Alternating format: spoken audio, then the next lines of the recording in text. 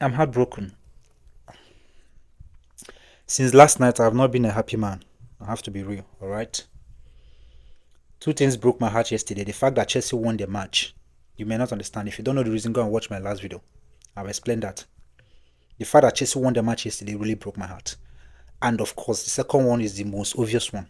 The fact that Arsenal are now crowned champions of England. It breaks my heart. I've not really been myself. I have to be real. The only reason that I was actually able to wake up this morning is because I'm a strong man. Otherwise, heartbreak.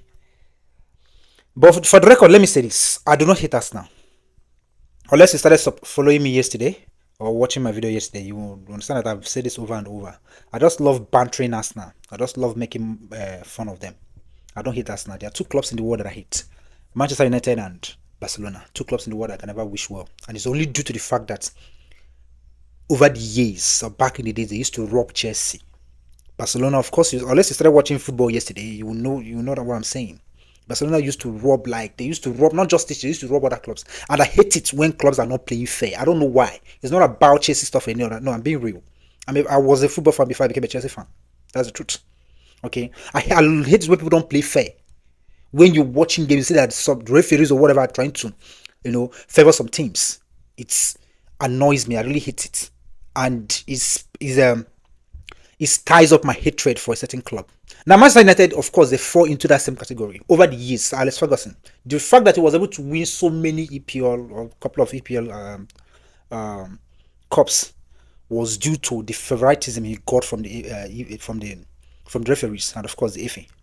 I don't think we need to argue that. Now, if you must argue that since the introduction of VAR, Manchester United as a club has been struggling to or have been struggling to make top four, let alone coming close to winning the league. The same thing to Barcelona. How far have they gone in the Champions, winning the Champions since the introduction of the VAR?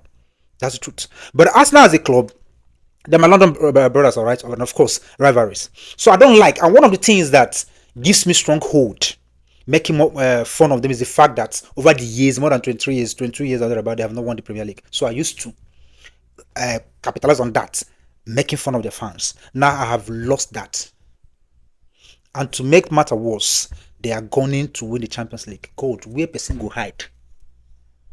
But that being said, do Arsenal as a club do they deserve winning do they deserve winning the Premier League this season? Of course they do.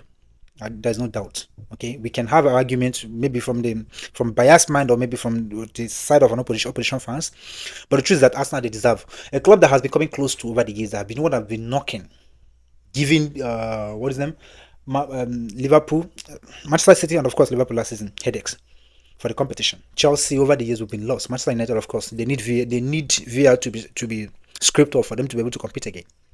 All right. So now this season they started to do something different. They started to try something different.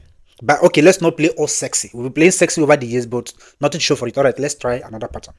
We have criticized it, but the truth is that whatever that works for you, we may come up with the argument that yes, they were favored by the referees and all that, bro.